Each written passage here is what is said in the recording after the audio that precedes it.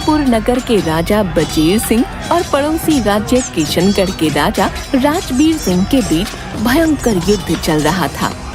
किशनगढ़ का राजा राजबीर सिंह नूरपुर को अपने राज्य में मिला लेना चाहता था। युद्ध 15 दिनों तक चलता रहा।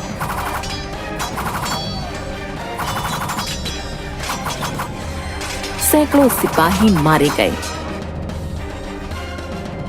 लेकिन अंत में राजबीर सिंह को रणभूमि को छोड़ भागना पड़ा और बजीर सिंह इस युद्ध में विजयी हुए।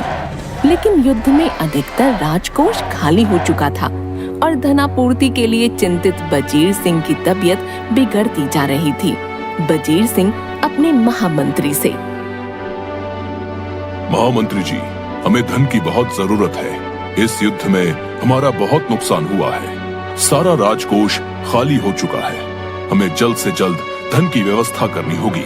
हाँ महाराज, हमें इस विषय पर सोचना होगा, क्योंकि जब तक धन की जरूरत पूरी नहीं होगी तब तक राज्य का कार्य चलाना मुश्किल होगा। महाराज, आप अपने पुराने महल में छुपे खजाने को क्यों नहीं निकलवा लेते? महामंत्री जी, आपको तो पता है कि उस खजाने तक सिर्फ वही इंसान पहुंच सकता है जो ईमानदार, निस्वार्थ और उसके साथ साथ बुद्धिमान भी हो। जब भी कोई उस पुराने महल में गया है, कभी वापस नहीं आया है, और ये बात गांव के लगभग सभी लोग जानते हैं। और ऐसा कोई व्यक्ति नहीं है जिसके अंदर लालच ना हो, और आज के समय में ऐसा व्यक्ति मिलना असंभव लगता है।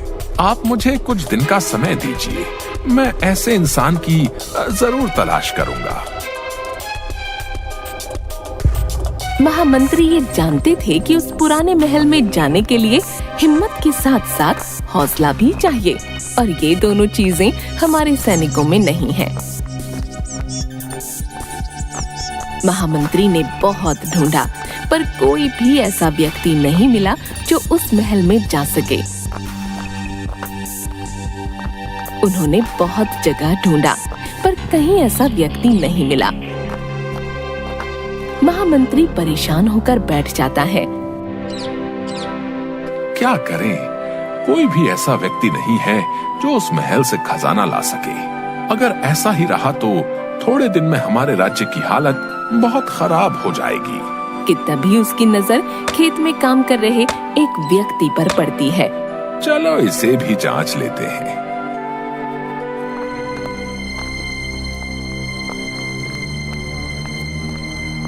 महामंत्री उसके खेतों की तरफ से जाते हैं और रास्ते में चलते वक्त कुछ सोने के सिक्के खेतों में गिराकर आगे बढ़ जाते हैं।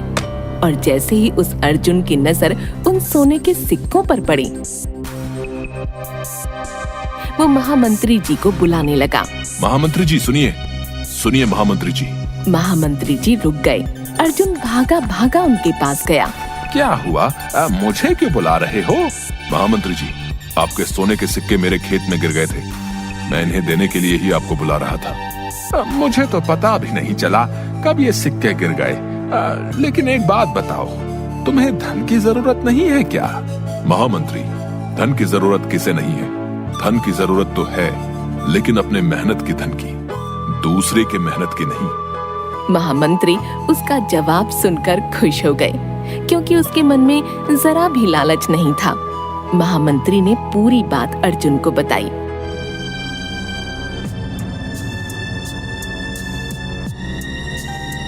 और उससे पूछा, क्या तुम वहाँ उस पुराने महल में जाओगे? अगर मेरे जाने से इस राज्य की समस्या का समाधान हो जाएगा तो मैं जरूर जाऊंगा। महामंत्री उसे राजा के पास लेकर जाता है और सारी बात बताता है। राजा ये बात जानकर बहुत खुश होते हैं। ठीक है, तो कल तुम उस महल में जाना। महामंत्री, इन्हें पुराने महल जाने के लिए रास्ता बता दो। जी महाराज, मैं अभी बता देता हूँ। महामंत्री ने अर्जुन को महल जाने का रास्ता अच्छे से समझा दिया। और अगले दिन अर्जुन पुराने महल के लिए निकल जाता है।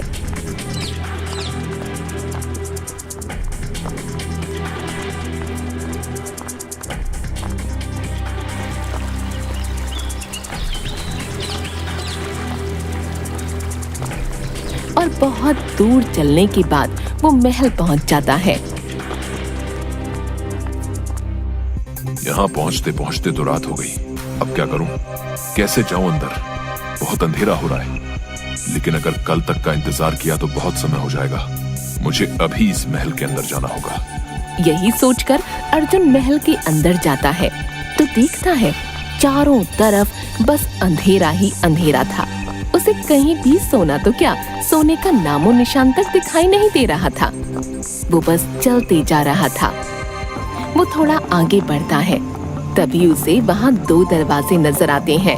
अब कौन सा दरवाजा सही है? किस दरवाजे में जाऊं? अरे ये क्या, इनमें तो ताले लगे हुए हैं। इनकी चाबियां किसके पास होंगी? अब अर्जुन इधर उधर चाबियां ढूंढने लगता है।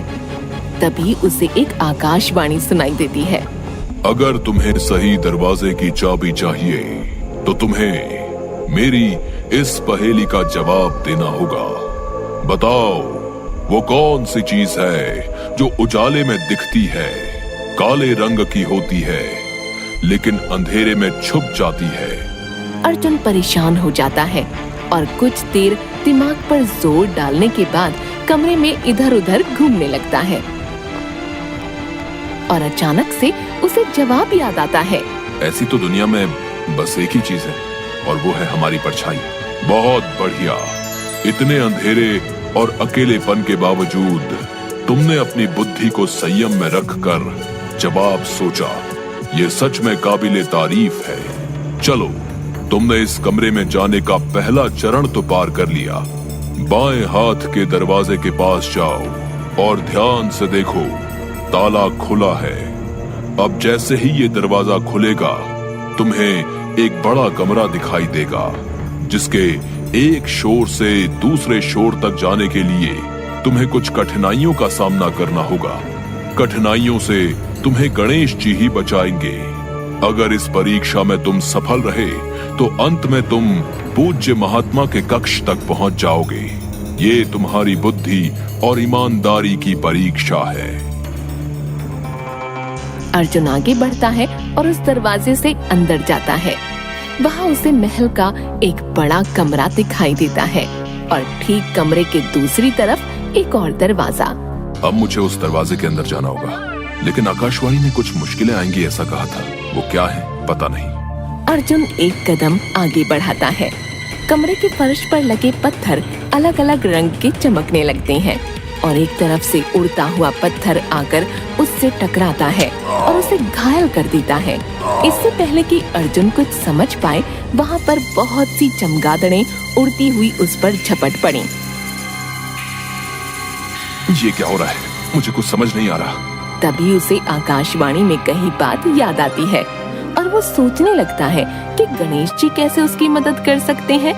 ध्यान से देखने पर उसे फर्श के एक छोर से दूसरे छोर तक एक स्वस्तिक चिन्ह नजर आता है और वो समझ गया कि उसे इन्हीं पत्थरों पर पैर रखकर आगे बढ़ना होगा।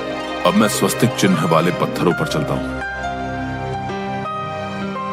और अर्जुन आगे बढ़ता है और स्वस्तिक चिन्ह के ऊपर चलते हुए कमरे के दूसरे छोर पर पहुंच जाता है और वहां जाकर जैसे ही दरवाजा खोलता है उसे उस कमरे में एक महात्मा दिखाई दिए।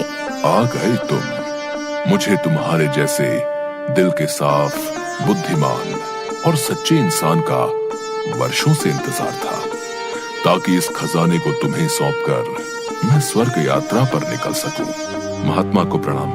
हे महात्मन, मैं तो एक साधारण किसान हूँ। बस अपने राज्य सुधार के लिए अपने राजा की मदद हेतु यहाँ आया हूँ। वो सामने का पूरा कक्ष सोने, चांदी, हीरे और जवाहरातों से भरा हुआ है। अब तुम जाओ और इस खजाने को भी ले जाओ। ये बोलकर महात्मा वहीं पर विलीन हो गए और अर्जुन जाकर उस कक्ष को खोलता है जो पूरा खजाने से भरा हुआ है। आखिरकार मैं अपने कार्य में सफल हुआ। धन्यवाद ईश्वर, धन्यवाद। उसके बाद महल से सिपाही बुलाकर रथ पर सारा खजाना लादकर राजमहल आ गए और राजा ने खुश होकर अर्जुन को अपने राज्य में सलाहकार के पद पर नियुक्त कर दिया।